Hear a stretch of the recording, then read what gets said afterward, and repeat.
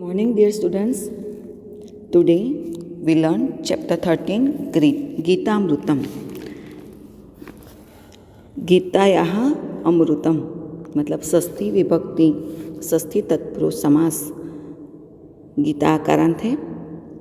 तो यहाँ पे कौन सी गीता की बात की गई है? Bhagavad Gita, Shrimad Bhagavad Gita. Shrimad Bhagavad Gita is a part of Mahabharata. Even then, it is regarded as an independent treatise consisting of 18 chapters and 700 verses. The great warrior Arjun, who had won many battles before, was overwhelmed with depression when he was required to fight against his own relatives and respectable persons like his preceptor Dronacharya. Lord Sri Krishna, who was his charioteer, talked with him at length and convinced him to rise and do his duty. Lord Krishna's words have since then inspired innumerable persons. Practically every great man has written to explain his interpretation of Srimad Bhagavad Gita. It has been rightly called the essence of all the Vedas and Upanishads. We know that Mahabharata has 18 parvas and Srimad Bhagavad Gita is part of Bhishma Parva. हमें याद रखना है कि महाभारत के 18 पर्व हैं, इसमें से जो भीष्म पर्व है, भीष्म पर्व में से श्रीमद् भगवद गीता ली गई है। तो यहाँ पे मैं आपको बताना चाहूँगी फ्रेंड्स कि जब ये महाभारत क्या है, तो महाभारत की 3 आवृत्तियाँ हुई। सबसे पहले 8000 श्लोकास वाली महाभारत कौरवों और पांडवास के युद्ध की कथा जो जय के नाम से प्रसिद्ध हुई। उसके बाद उसकी न्यू आवृत्ति हुई जो भारत के नाम से प्रसिद्ध हुई, और उसके बाद 1 लाख वर्सेस वाले जो आवृत्ति प्रसिद्ध हुई उसको महाभारत के नाम से जाना गया। तो महाभारत में जो अलग अलग पर्वाज है उसमें से भीष्म पर्वा में श्रीमद् भगवद गीता जो वर्ल्ड फेमस है वो ट्रीटिस है, और सारे संसार के जो प्रॉब्लम्स है उसका सॉल्यूशन उसमें से मिल जाता है। महात्मा गांधी जी भी कहते हैं कि जब भी मैं प्रॉब्लम में होता हूँ तब मैं श्रीमद् भगवद गीता के पास जाता हूँ, मतलब उसको लर्न करता हूँ तो मुझे सारे सॉल्यूशन उसमें से मिल जाते हैं। तो जब कुरुक्षेत्र में पांडव और कौरव के बीच युद्ध हो रहा था तो स्टार्ट होने से पहले अर्जुन ने अपने सारथी श्री कृष्ण को युद्ध के बीच में ले जाने के लिए अपने रथ को कहा, और बीच में ले जाकर उसने देखा दोनों ओर अपने ही स्वजन थे, अपने ही रिलेटिव थे, बड़े थे, बुजुर्ग थे, पितामह थे, गुरु थे, भाई थे, फ्रेंड्स थे। तो वह निराश हो जाता है और श्री कृष्ण से कहते हैं कि मैं अपने रिलेटिव को मारकर यह युद्ध नहीं जीतना चाहता।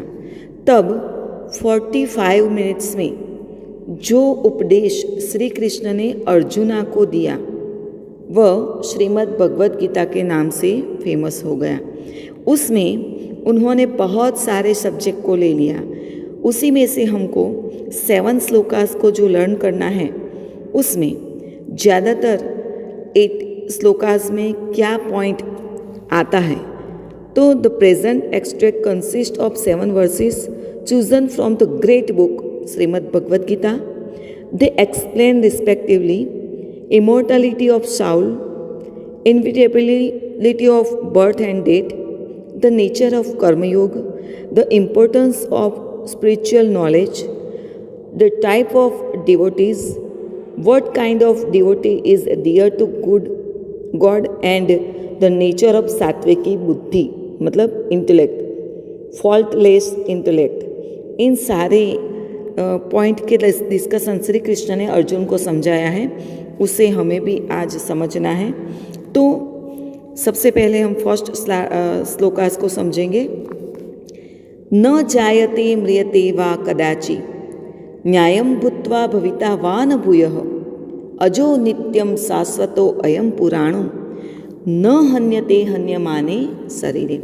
तो यहाँ पे जो शॉल है उसकी बात कही गई है कि वह कैसा है।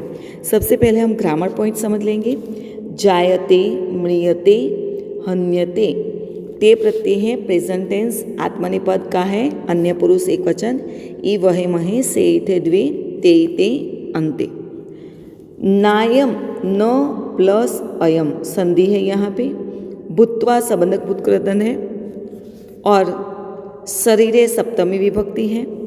शाश्वतो अयम अवग्रह आया तो प्रत्यय का शाश्वत हो जाएगा, विसर्ग संधि है और अवग्रह का अ हो जाएगा अयम, शाश्वतो अयम। अब इसका वर्ड मीनिंग देखेंगे हम। तो दिस सोल, तो यह आत्मा कैसी है। न जायते, जायते मतलब उसका जन्म नहीं है, इज नॉट बॉर्न। न म्रियते, डज नॉट डाई, जिसका जन्म नहीं, जिसकी मृत्यु नहीं। भूत्वा भविता वान भूयः मतलब विल नॉट बी अगेन, वह हुआ नहीं है और होके रहने वाला भी नहीं है। अजह, अजह मतलब अनबॉर्न, जिसका जन्म नहीं हुआ। नित्य, एवर एग्जिस्टिंग। शाश्वत, परमानेंट, इटर्नल मतलब परमानेंट है, पुराना, ओल्ड, तो ओल्डेस्ट वन, बहुत ओल्ड है। हन्यते हन्यमाने शरीरे, न हन्यते इज नॉट किल्ड, हन्यमाने शरीरे मतलब when the body is slain. तो इसका ट्रांसलेशन कुछ इस तरह से होगा। This soul is not born, first line, nor does it die, म्रियते, एट एनी टाइम, वा कदाचित मतलब any time. Having once been does not, this soul never cease to be, this soul is unborn, eternal, नित्य मतलब permanent, शाश्वत, undying and प्रिमवेल। हन्यते हन्यमाने शरीरे, this is not slain when the body is slain.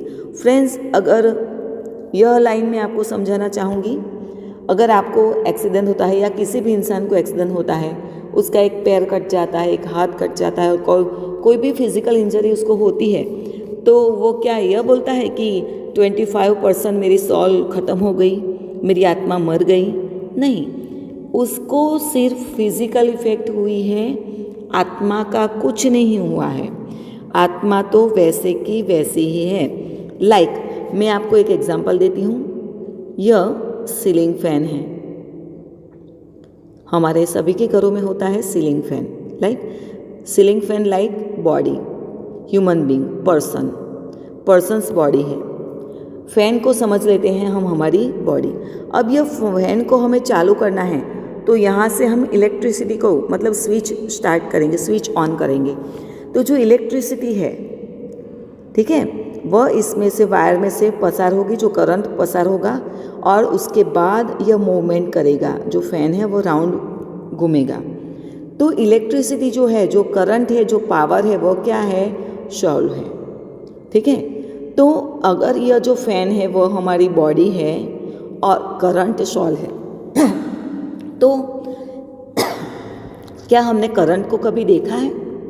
नहीं देखा, उसको महसूस किया है, उसका अनुभव किया है। ठीक है, 15-20 साल बाद जो यह फैन है हमारा बिगड़ जाता है, तो हम उसको रिपेयर करवाते हैं।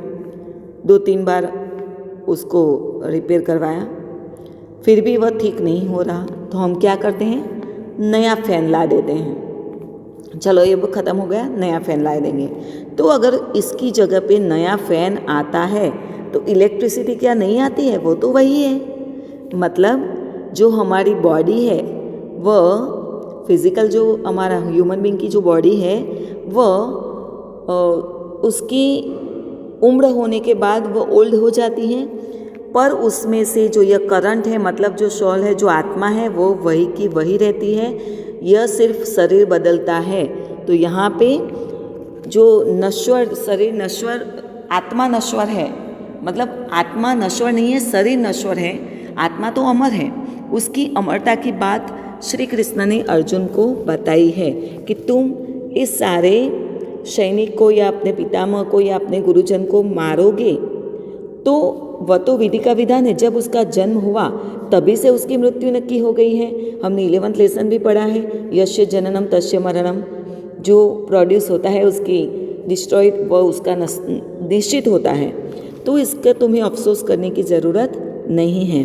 श्री कृष्ण भगवान बहुत अच्छी तरह से उसको समझाते हैं। फिर से हम ट्रांसलेशन लिख लेंगे। This soul is not born nor does it die at any time. Having once been does not, this soul never cease to be. This soul is unborn, permanent, ever existing, undying and primeval. This is not slain when the body is slain. इस श्लोक का translation हमें बहुत अच्छी तरह से learn करना है। ट्रांसलेशन में मोस्ट टाइम भी है, यह पूछा जाएगा। नेक्स्ट श्लोक है वह श्लोक पूर्ति के लिए मोस्ट टाइम भी है। मैंने पहले भी कहा था कि पूरे साल के लिए हमें ओनली 7 श्लोकास तैयार करने हैं श्लोक पूर्ति के लिए। तो उसमें से जो 5 हमने तैयार कर दिए हैं, 2 बाकी हैं, वह 13 चैप्टर में है और उसमें यह है जातस्य हि ध्रुवो मृत्यु ध्रुवम जन्म मृतस्य च तस्माद् परिहार्यर्थे न त्वं शोचितुमर्हसि। तो यहाँ पे सबसे पहले हम ग्रामर पॉइंट देख लेंगे। जातस्य 6 विभक्ति है, मृतस्य 6 विभक्ति है और यहाँ पे मोस्ट IMP संधि है तस्मात् प्लस अपरिहार्यर्थे। अपरिहार्यर्थे मोस्ट IMP यह संधि है, मतलब अनएवॉइडेबल। अपरिहार्यर्थे का मतलब क्या होता है? अनएवॉइडेबल, जिसको हम अवॉइड नहीं कर सकते चाह के भी। तो उसके लिए हमें शोक नहीं करना चाहिए, उसके लिए हमें लेमेंट नहीं होना चाहिए। सोचितुम अर्हसि यह भी संधि है, हेतुवर्त कृदंत है। सोचितुम प्लस अर्हसि वर्तमान काल मध्यम पुरुष एकवचन अर्हसि का रूप है। तो यहाँ पे देखो श्लोक पूर्ति का श्लोक है, इसलिए लयबद्ध हमें पठन करना है। जातस्य हि ध्रुवो मृत्यु ध्रुवं जन्म मृतस्य च तस्माद् परिहार्यर्थे न त्वं शोचितुमर्हसि। अध्याय 2 है, श्लोक नंबर 27। श्री कृष्ण भगवान अर्जुन को बताते हैं जातस्य of the one who is born, जिसका जन्म हुआ है, ध्रुवः डेफिनेट, ही मतलब इंडीड, मृत्यु मतलब डाइड।